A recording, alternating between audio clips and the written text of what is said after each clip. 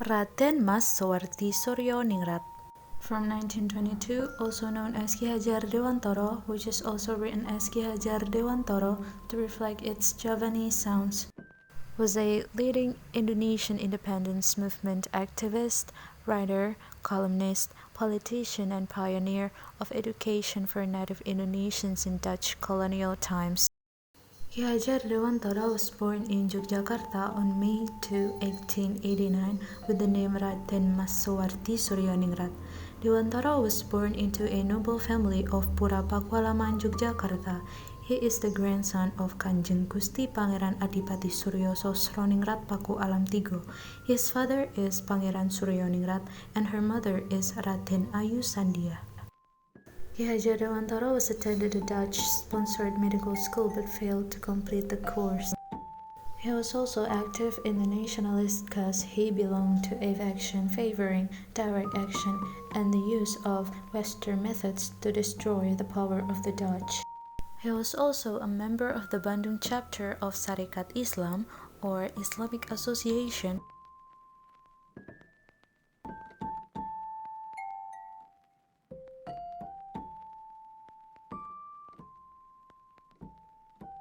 And he was also a founder of the Socialist Indonesia Party or Indies Party.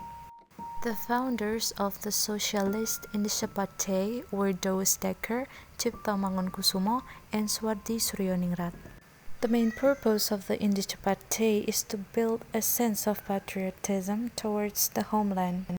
On July 13, 1913, when he was 24 years old, Ki Hajar was arrested by Netherlands soldiers because he made a publication about his article which was titled Als ik eens Nederlander was, or If I Am a Netherlander, in the Express media. In this article, Ki Hajar Dewantara wrote that if he was a Netherlander, he would give his colonized freedom. He had to appear before a Netherlands court. He did that with calm and full of spirit. On July 3, 1922, Ki Hajar, as a speaker of ideas and with his friends in Selosok Liwonan Association, established the National Underwest Institute Taman Siswa or Taman Siswa. This school was open to Indonesian people who wanted to study. Ki Hajar Dewantara had three important principles when he put into operation his schools, of which there were 129 branches in Indonesia. His principles were Ing Ngarso Sung Tulodo means in front gives examples, Ing Madyo Mangun Karso means in the middle builds up the spirit, and Tutburi Handayani means from behind supervises. To this day, these wise principles are still a guiding principle and an orientation in the world of Indonesian education.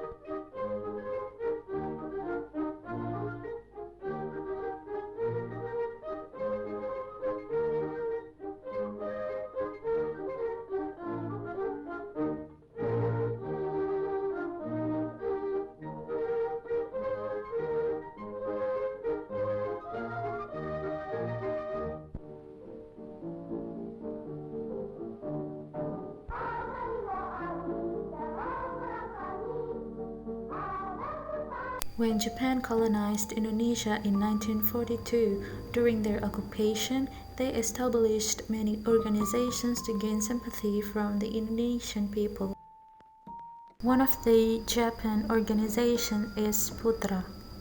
Ki Hajar Dewantara became a member of the Center of People's Power, or in Indonesian is Pusat Tenaga Rakyat.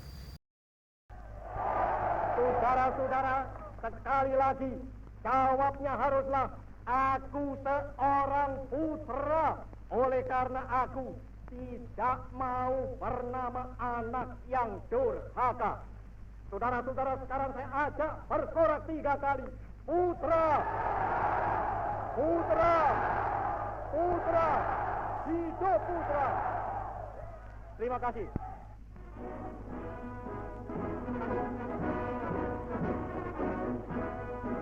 Maka sudah berubahlah keadaan di Jawa. Tenaga 50 juta jiwa di Jawa sudah bersatu padu. Kita sudah berjanji dengan teguh hati bahwa kita tentu meruntuhkan Amerika Inggris sambil membangun Jawa baru.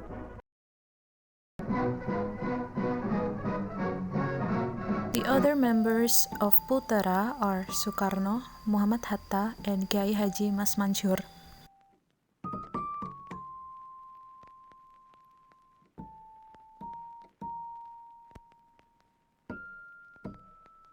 Putra was established by the Japanese on April 16, 1943.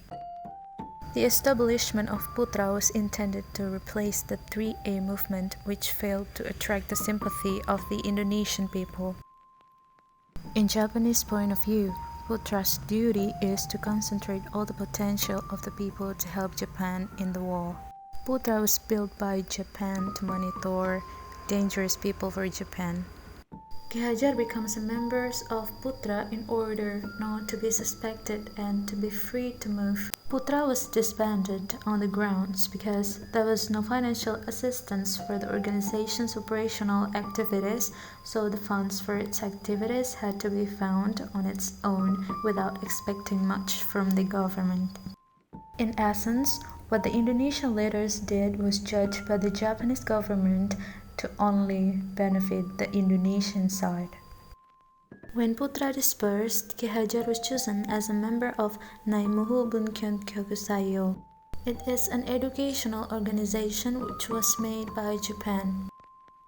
Furthermore, Dewantara had close ties with the Budi Utomo, which is the first native political institution in the Dutch Indies and which played a key role in the Indonesian national awakening. Ki Hajar Dewantara got appreciation as Bapak Pendidikan Indonesia because of his ideas in the world of education. His opinions were modern, although he lived in colonial times or difficult times. During his exile in the Netherlands, Dewantara obtained a European teacher's certificate and he became acquainted with the ideas of Montessori and Froebel, Western education pioneers. A few years later, when he arrived back in the archipelago, he first established a school in Yogyakarta together with his brother. Later, in 1922, he founded the Taman Siswa School that I have mentioned earlier. He always thought that everybody had the right to get an education. He was chosen also as Minister of Indonesian Education under President Sukarno's administration. Ki Hajar Dewantara still tried to develop the educational system in Indonesia by his brilliant ideas.